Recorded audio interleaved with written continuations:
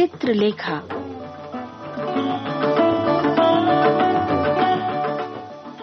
कथाकार भगवती चरण वर्मा की लेखनी द्वारा मानव चिंतन को दिया गया एक दिशा निर्देश, चित्रलेखा।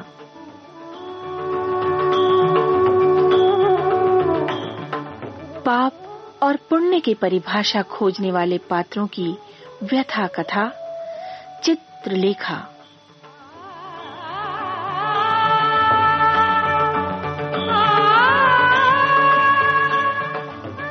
पिछली कड़ी में हमने पढ़ा कि चित्रलेखा उद्विग्न थी और कुमारगिरी अशांत। चित्रलेखा का मन बीजगुप्त और कुमारगिरी के बीच भटक रहा था और कुमारगिरी का मन निराकार को छोड़ साकार के पीछे दौड़ रहा था।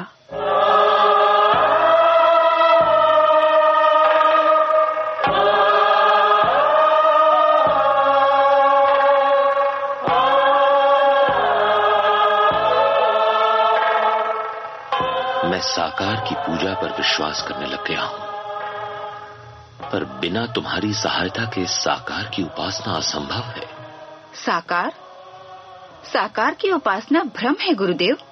इसका निर्णय करना तुम्हारा काम नहीं है नर्तकी, कि साकार की उपासना ठीक है या भ्रम है। तुम मेरी शिष्या हो, तुम्हारा कर्तव्य है कि तुम मेरी बात मानो। योगी, अपने को भूलो मत। तुम्हारे सामने जो स्त्री खड़ी है वो इतनी असहाय नहीं है कि उस पर शासन कर सको। तुम समझते हो कि तुमने मुझे दीक्षा दी है, ये तुम्हारा भ्रम है। तुम अपने को ही धोखा दे रहे हो। तुम किसे आज्ञा दे रहे हो? क्या तुम ये नहीं जानते कि जिस पर तुम शासन करना चाहते हो, तुमने अपने को उसका दास बना लिया है? नर्तकी, मैं तुमसे प्रेम करता हूं।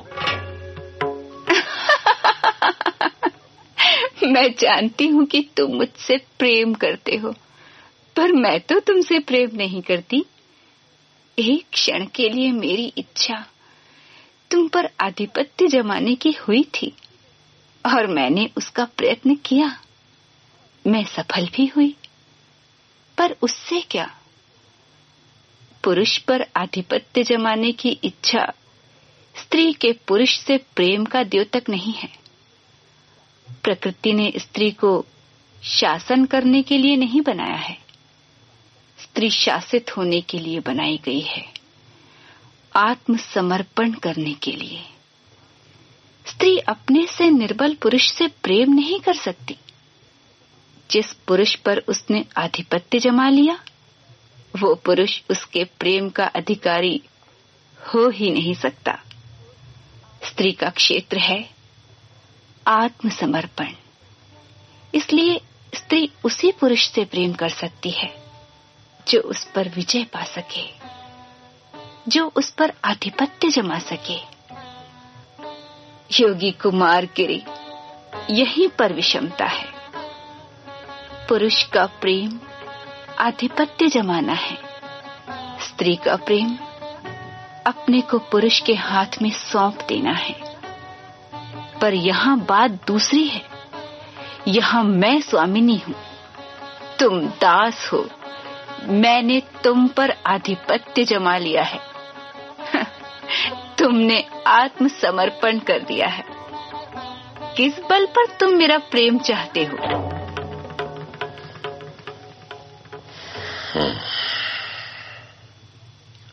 ठीक कहती हो। मैंने तुम्हें आत्मसमर्पण किया। मैं तुमसे निर्बल साबित हुआ। तुम्हारे द्वारा ईश्वर ने मेरा अभिमान तोड़ दिया, मुझको अपनी लघुता का आभास करा दिया। अब आगे कार्यक्रम क्या होगा ये मैं निर्णय कर चुका हूं। मैं तुम पर विजय पाऊंगा, प्रेम के लिए नहीं, केवल तुम पर विजय पाने के लिए, अपने को पतन से उठाने के लिए। विश्वास रखो,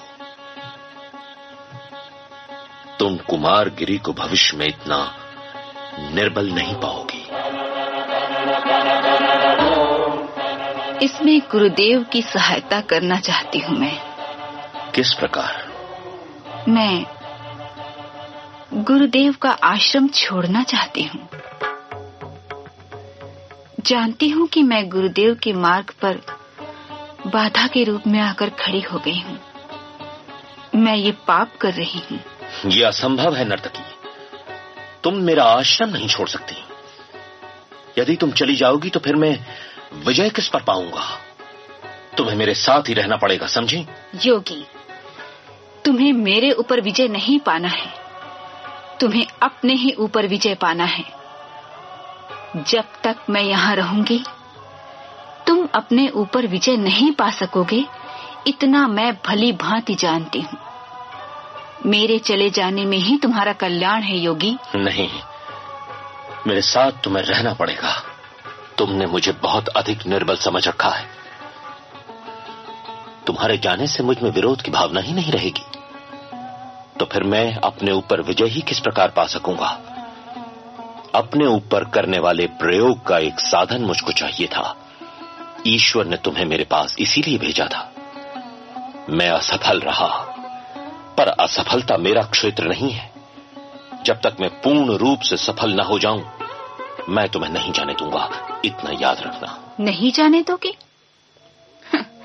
क्या तुम मुझको रोक सकते हो? नहीं, तुम्हें मैं रोक नहीं सकता।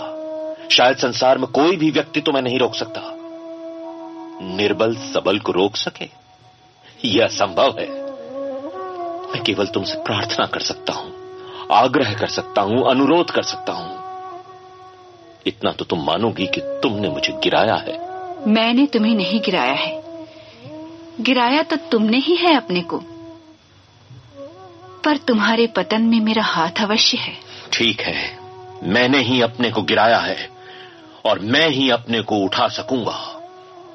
पतन में तुम साधन हुई हो, तो क्या अब अपने को ऊपर उठाने में मेरे लिए साधन बनना तुम्हारा कर्तव्य नहीं है?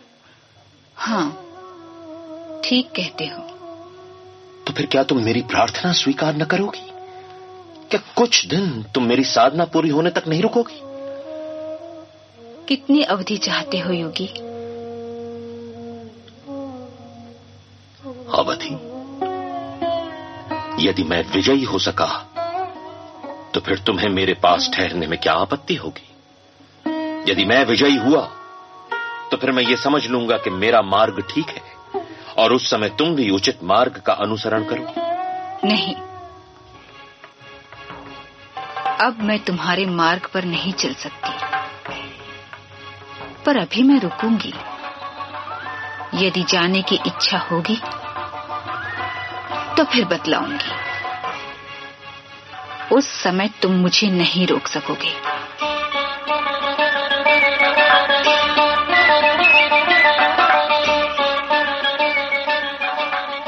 चित्रलेखा बीजगुप्त के जीवन से बिना उसकी इच्छा के चली गई थी।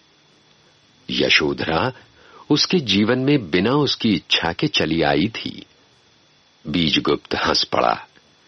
जीवन उसके निकट एक समस्या थी। काशी के जनरव में बीजगुप्त ने अपने हृदय की हलचल को डुबोना चाहा था, पर यह न हो सका। केवल हलचल का रूप बदल गया।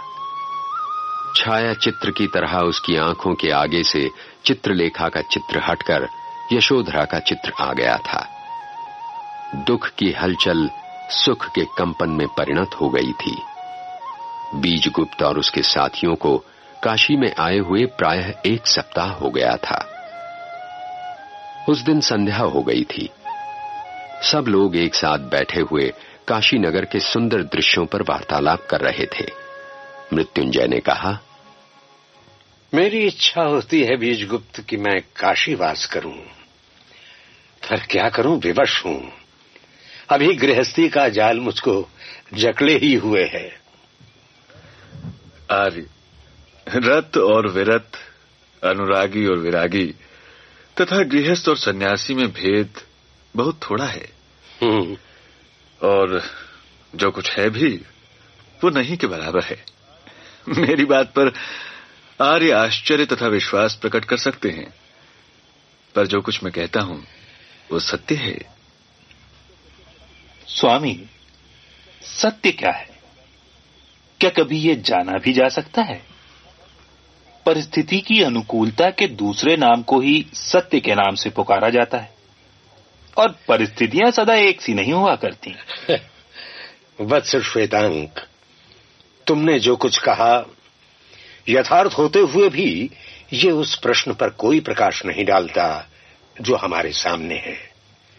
आर्य बीजगुप्त देव, क्या तुम अपनी बात को अधिक स्पष्ट कर सकोगे? बात स्वयं स्पष्ट है।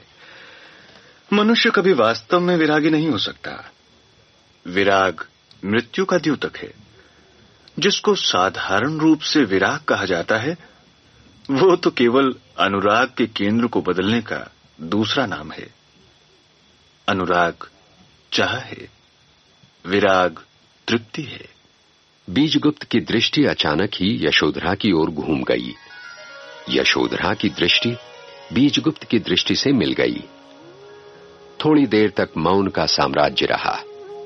उस मौन में निर्जीवता का सूनापन था, विषाद की छाया थी।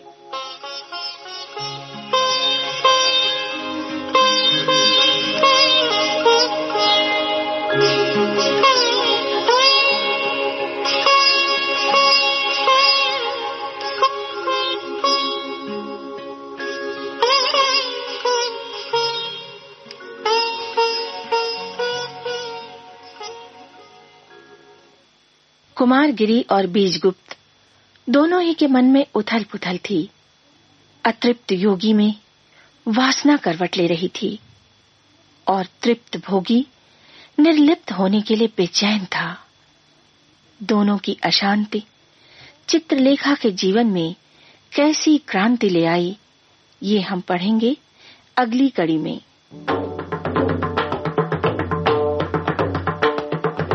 आज की कड़ी में कुमारगिरी की बेचैनी को साकार किया सुधीर पांडे ने और बीजगुप्त की तड़प को स्वर दिया कमल शर्मा ने।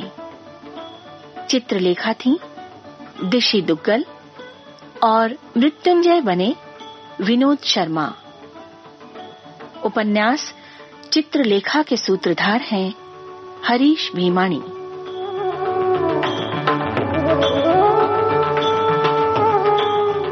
इस कार्यक्रम के निर्माण में सहायक हैं राजेश मलिक और अजय राजकारणे तथा रेडियो पठन की इस परिकल्पना को साकार कर रहे हैं लोकेंद्र शर्मा और विजय लक्ष्मी छाबड़ा।